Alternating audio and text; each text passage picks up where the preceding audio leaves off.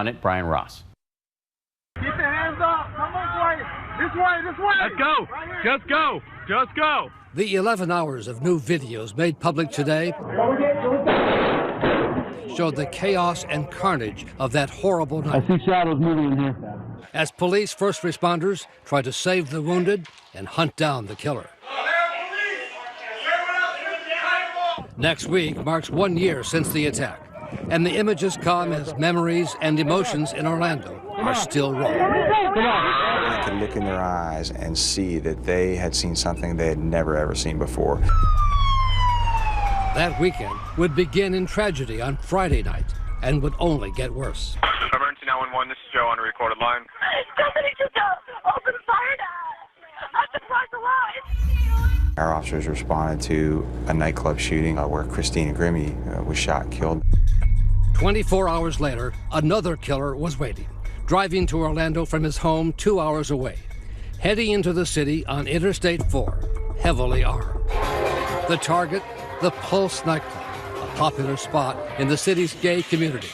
Inside, it was Latin night. Our regulars were out, having a good time. We were all in a great mood. We were in the club dancing. 1 or 2 minutes after alcohol was done, all of a sudden there was a shot. Shots fired, shots fired, shots fired. An off-duty police detective working security at Pulse, Adam Gruler, radioed in. Shots fired, 1912 South Orange Avenue. Shots fired, multiple down. Signal 43 on Patrol East. What does that mean? Emergency assistance. We need you 5 minutes ago. Less than 90 seconds after the signal 43 goes out, backup units begin to arrive. Everybody, whoa, hey, over here. Including one officer from the bicycle patrol downtown, Graham Cage. I heard the emergency call, and I just jumped on my bike and was as quick as possible. This newly released video comes from the body cam worn by Officer Cage as he arrived at the nightclub. That's where they are. I see shadows moving in here. You ran in there where there's an active shooter. You didn't have heavy body armor, did you? What you see I'm wearing right now, just a light vest, and that's it. Go right behind you. Hey, what do you know? Anything else she's whispering? Police emergency, Latasha, your call's reported. Okay, tell me did you see the shooter inside of the club? No, but they're talking. What are they saying? Can you make out the words? Oh, they're gonna kill us. Right when we were about to go in, we're still hearing shots. All right, it opens up behind the fence. It opens up. Hey, show me your hands. Show us your hands. Is there anybody else in there? Show us your hands. I got his hands. Please help. Come out. All right, come on. Come out. We're a policeman. Come out. Hurry up. Come on. Hurry up. Come on. Hey, one coming out. Hands up. Tell him hands up. Hands up. We got one coming out. What are we doing now? Getting more. Okay. Just trying to get him out right now. The bullets missed Jackie Sevilla, but hit the two friends she was standing with, one mortally. He had a gunshot wound to his chest.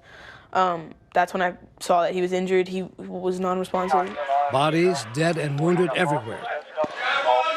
Those images were blacked out by police, as required by Florida law. Those first few officers that get there need to go to that scene, go to the building, and get in and engage that shooter. Chase after the shooter. That's correct. Police training calls for officers to head straight to the active shooter, even if it means going past the victims. A person reached up and asked for help.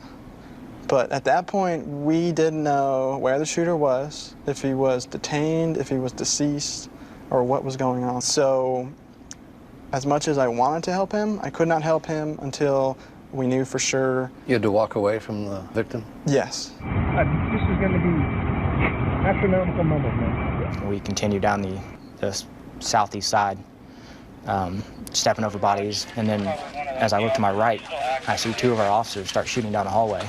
Suspect barricaded inside with multiple hostages. They have multiple people down, shot inside behind the bar. They saw him, they saw a threat, and they engaged that threat. And then what happened to the shooter? He holed up inside a bathroom inside the business. We have a routine in the bathroom. Lord Jesus, watch over me. Now the Orlando SWAT team is in place, led by Major Mark Canty. This kind of went very quickly from an active shooter to what we call a barricaded gunman to a hostage situation. So did you decide just to go in and get him? No. It was a decision that would later be criticized by some, as it would take 3 hours for police to gain full control. Over here. and get all the wounded back to safety. Let's go! Chief John Mina, in the command post that night, says it was the right call. We were in there saving people from the dance floor, from dressing rooms, from the other bathroom. In fact, we took 22 people out of the front bathroom. Once we were inside that club, there were no more gunshots until the final assault. But the shooter was still inside, cornered and dangerous. Emergency 911, this is Dr. Lines being recorded. What? I want to let you know I'm in Orlando, and I did the shooting. A half hour after he first opened fire, the shooter calls into the Orlando Police Department dispatch center. Okay. What's your name? I pledge my allegiance to Abu Bakr al-Baghdadi Hafidullah on behalf of the Islamic State. She asked him to repeat what he was saying. What's your name? I pledge my allegiance to Abu Bakr al-Baghdadi Hafidullah on behalf of the Islamic State. The dispatcher said, you need to hear this call. Sergeant Andy Brennan, a trained hostage negotiator, was working an off-duty detail at a bar downtown that night when he responded to the Signal 43 call at Pulse and headed to the dispatch center. So I went, and sure enough, 5 minutes later, this shooter calls in. Where are you at? In Orlando. Where in Orlando? The shooter hung up, as he would again and again that night. Chilling. I said, let's call, and so we made our first call immediately from that dispatcher's station. Hello there. Hi there, this is Orlando Police. Who am I speaking with, please?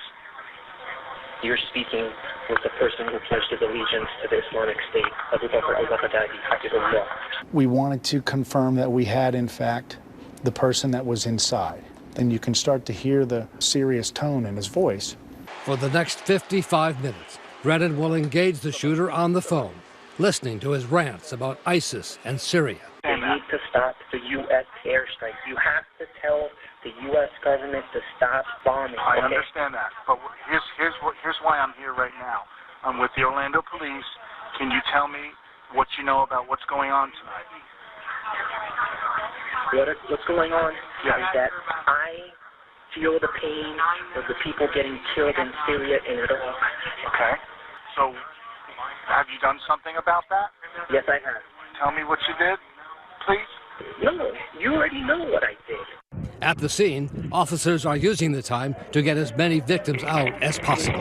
We're trying to get people who are breathing out of here. Right.